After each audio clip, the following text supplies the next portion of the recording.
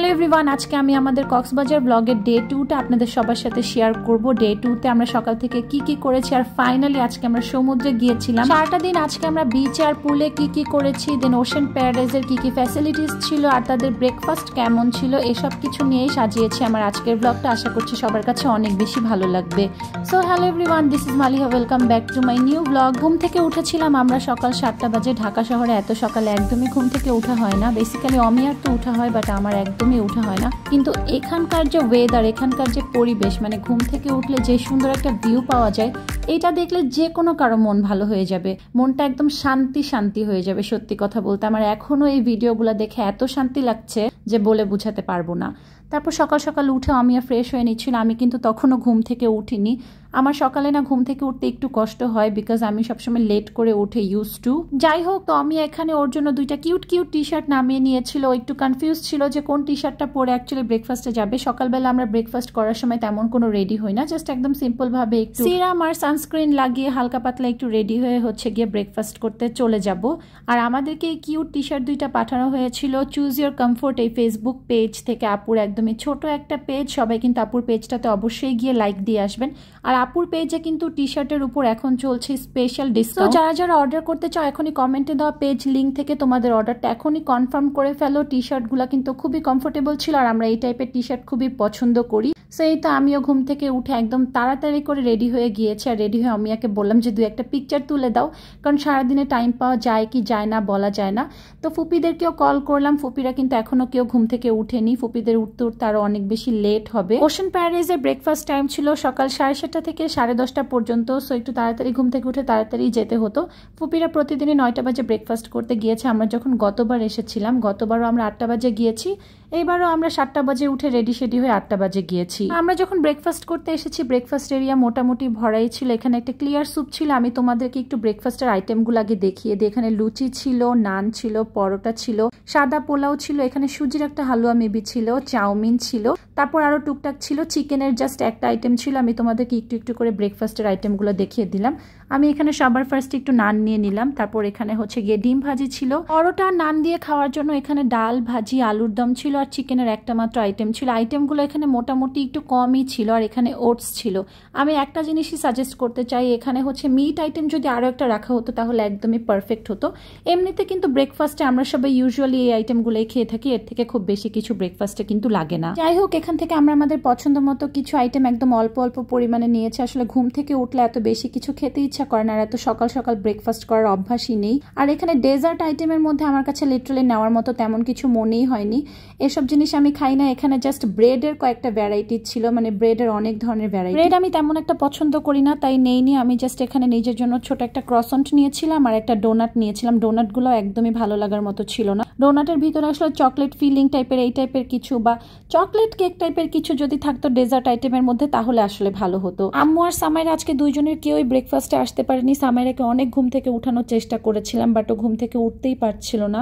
আসলে একে তো জ্বর থেকে উঠেছে, দেন কালকে জার্নি করে খেলাধুলা করে বেচারি অনেক বেশি টায়ার্ড। সো ওকে একলা রুমে তো রেখে আসা যেত না, আম্মুকে ওর কাছে রেখে এসেছি। টুকটাক ব্রেকফাস্ট আমরা শেষ করে তারপর আম্মু আর সামাইরা যদি ঘুম থেকে উঠতে পারে ওরা আসবে, আর না হলে ওদেরকে পরে আমি বাইরে নিয়ে ব্রেকফাস্ট করে আনবো। দেন এখানে অমিয়া নিজের জন্য প্যানকেক নিল আর ছোট একটা কেকের পিস নিল। প্যানকেকের উপরে অল্প একটু হানি দিয়ে নিল। আর আমি এখানে ব্রেকফাস্ট শেষ করে যতটুকু পেরেছি খেয়েছি। তারপর অল্প একটু ফিরনি খেলাম। তারপর আমরা এখানে চা কফির সেকশনে চলে আসলাম। চা কফির সেকশনটাই আমার এখানে সব থেকে পছন্দের, বিকজ এই একটা জিনিস খেলে সারাদিনের একটা রিফ্রেশমেন্ট চলে আসে। অমিয়া ওর জন্য কফি বানিয়ে নিয়েছিল আর আমি অ্যাজ ইউজুয়াল চা নিয়েছিলাম, বিকজ চায়ের উপর আমার তো কোনো কথাই নেই। চাটা আমার এখানকার খুব পছন্দ, আমি নিজের মতো করে বানিয়ে নিয়েছিলাম আর কি। আর ফুপিরা কিন্তু এখনো আসেনি। আমরা যখন বের হচ্ছিলাম তখন 9টা 9:30 এরকম বাজে। তখন গিয়ে ফুপিরা ঘুম থেকে উঠে আসলো। আসলে কালকে সবাই অনেক বেশি টায়ার্ড ছিল, তো তাই সবাই টাইম মতো ঘুম থেকে উঠতে পারেনি। তারপর যে যার রুমে চলে আসলাম, হালকা পাতলা একটু রেডি হলাম। রেডি হয়ে এখন গিয়ে আমরা সবাই একসাথে বিচে যাব। তো আমি আজকে অনেক সুন্দর একটা গাউন পরেছি। এই গাউনটা নিয়ে সবার অনেক অনেক কোয়ারিজ ছিল, অনেক মেসেজেস আসছে যে আপু গাউনটা কোত্থেকে নিয়েছো আমি আপু। এই গাউনটা অ্যাকচুয়ালিও বনানী এক্সটেসি থেকে কিনেছিল বেশ অনেকদিন আগে। সো এক্স্যাক্ট প্রাইসটা তো আমাদের মনে নেই, তাই কেউ প্রাইস আস্ক করো না। গাউনটা অনেক সুন্দর লাগছিল ওকে। নিচে এসে দেখলাম যে ফুপি এখনো রেডি হয়নি। ফুপি বলছিল যে অমিয়াকে চুল স্ট্রেট করে দিতে, তো অমিয়া একটু চুল স্ট্রেট করে দিল। আর এখানে অনেক ফানি একটা ইনসিডেন্ট হয়েছে, তোমাদের সাথে একটু শেয়ার করি। ফুপি আমাকে বডি স্প্রেটা দিয়ে বলছে কি যে মা এটা হেয়ার স্প্রে, এটা দিলে চুলটা তাড়াতাড়ি স্ট্রেট হয়ে যায়, তুমি এইটা একটু আগে দিয়ে নাও স্ট্রেট করার আগে। তো আমি কি করেছি, ফুল বডি স্প্রেটাকে হেয়ারে ফুল সুন্দর করে মেরে টেরে বসে আছি। হঠাৎ করে ফুপি ওইদিকে তাকিয়ে বলছে কি আরে এইটা তো বডি স্প্রে, এটা হচ্ছে হেয়ার স্প্রে। যাই হোক সবাই রেডি হয়ে নেমে গিয়েছি। তোমরা হচ্ছে অনেকেই আমাদেরকে ফার্স্ট দিনের ব্লগটা দেখে কমেন্ট করেছিলে যে আপু কক্সবাজার এসে বিচে যাওনি, এটা কোনো কথা হলো? এই যে ফাইনালি এখন আমরা সবাই রেডি হয়ে বিচে যাচ্ছি, ফুপিরা সবাই রেডি। আর আমার ফুপিদেরকে মাশাল্লাহ মাশাল্লাহ কি সুন্দর লাগছে দেখো। সবাই কিন্তু মাশাল্লাহ বলতে একদমই ভুলবে না। আমি আর জিনিয়া ফুপি সহ আগেই চলে গিয়েছিল, আমি সোনি ফুপি তানি ফুপি আম্মু আমরা হচ্ছে গিয়ে পরে এসেছি। ওরা আগেই বিচে এসে দৌড় দিয়ে সমুদ্রে নেমেও গিয়েছে। সমুদ্রটা দেখলে না সত্যি কথা বলতে আর রেজিস্ট করা যায় না। আমার ইচ্ছা করছিল দৌড় দিয়ে আমি এক দৌড়ে পানিতে চলে যাই। ট্রাস্ট মি, এই ভিডিওটা দেখে আমার মনটা এত ভালো লাগছে যে বলে বুঝাতে পারবো না। অমিয়া তো এখানে দেখেই দৌড় দিয়ে সোজা পানিতে চলে গেল। তারপর এখানে আমরা কয়েকটা পিকচার ক্লিক করলাম। আসলে আমাদের না পিকচারের দিকে অতটা ফোকাস ছিল না, আমরা এই টাইমটাকে এনজয় করতে চাচ্ছিলাম এখানে যে এসেছি। এইবার তুলনামূলক আমরা সব থেকে কম পিকচার তুলেছি, সব থেকে কম ভিডিও করেছি, কারণ আমাদের ফোকাস মানে ফ্যামিলির দিকে ছিল। আমরা একটু ফ্যামিলি টাইম স্পেন্ড করেছি আসলে এখানে। মানহার সামাইরা বেচারা ওরা দুজন তো গতকাল থেকে সমুদ্রে আসার জন্য পাগল হয়েছিল, আজকে এসে ওরা দুজন তো পুরো পাগল প্রায়। ওরা হচ্ছে আরো সামনের দিকে যাবে, আপু প্লিজ এখান থেকে যেও না, মানে ওরা এত এক্সাইটেড হয়ে গেছে। আসলে বাচ্চাদের জন্যই হচ্ছে সবকিছু, ওরা অনেক এক্সাইটেড। আমার কাছে ওদেরকে দেখে খুব ভালো লাগছিল। সামাইরা আর মানহা এখানে অনেক এনজয় করেছে মাশাআল্লাহ মাশাআল্লাহ।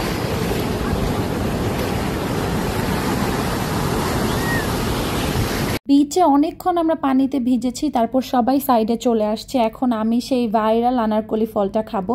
এটা কেন জানি আমার গতবার খেতে একেবারেই ইচ্ছা করেনি, মানে এই ফলটা অনেক টক সবাই বলেছে। তো এবার ভাবলাম যে অল্প একটু ট্রাই করে দেখি, ভিডিওর জন্য আমি একটুখানি ট্রাই করেছি। আসলে আমি আর অমিয়াকে ওই টক টাইপের জিনিস পছন্দ করি না, এটা সত্যি অনেক টক ছিল। যারা হচ্ছে গিয়ে টক পছন্দ করো তাদের এটা খুবই ভালো লাগবে। আর এখানে বসলে তো মালা ব্রেসলেট এগুলো আসতেই থাকে। এই ব্রেসলেটটা আমার খুব পছন্দ হয়েছিল, এখান থেকে এই ব্রেসলেটটা নিলাম। আর হচ্ছে গিয়ে একটা মালা নিয়েছিলাম। যে আমি ভেবেছিলাম লাস্টের দিন মার্কেটে গিয়ে সবার জন্য কিছু না কিছু কিনবো, বাট এবার এত ব্যস্ত সময় গিয়েছে যে লাস্টে হচ্ছে আমরা তেমন একটা মার্কেটে যেতে পারিনি। তারপর ডাব খেলাম সবাই, এখান থেকে চা কফি ডাব এগুলাই বসে বসে খাচ্ছিলাম। তারপর আমি একটু তানি ফুপির কাছে গেলাম, তানি ফুপিকে গিয়ে জিজ্ঞেস করলাম ফুপি এত চুপচাপ বসে আছো কেন। তারপর সোনি ফুপির কাছে গেলাম, সবাই একটা একটা করে হাই দিলাম আমার ভিডিওর জন্য। আনিয়া ফুপি আসলে এই ট্রিপটার জাস্ট কয়েকদিন আগে কানাডা থেকে আসছে, তো ফুপি এই ট্রিপটাতে একটু রেস্টিং মুডে ছিল, এই জন্য তেমন পিকচার তোলা হয়নি। এখানে সামাইরা মানহা অমিয়া সবাই ছিল।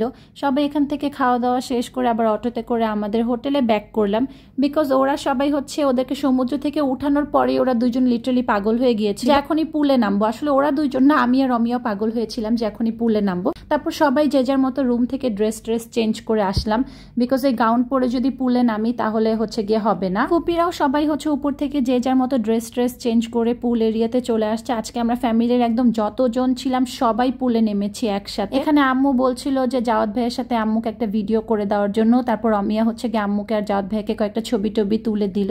সামাইরা মানহা সবাই হচ্ছে কি অলরেডি পুলে নেমে গিয়েছিল।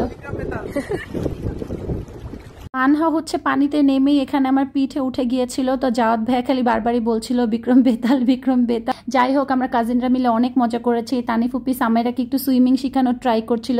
তারপর জাওয়াত ভাইয়া বললো যে আসো আমি তোমাকে একটু সুইমিং শিখাই, গভীর পানিতে নিয়ে সুইমিং শেখানোর ট্রাই করছিল। এখানে হচ্ছে আমরা কয়েকটা পিকচার তুললাম, তানি ফুপি আমি আম্মু। পুলে আমরা ফুল ফ্যামিলি লিটারালি 1.5-2 ঘন্টার মতো ছিলাম, কিন্তু ভিডিও এত বেশি করতে পারিনি। এখানে সামাইরা জায়ান মানহা সবাই মিলে হচ্ছে ডাক বেবিসদের মতো একটা লাইন তৈরি করেছিল, ওরা সবাই লাইন খেলছিল।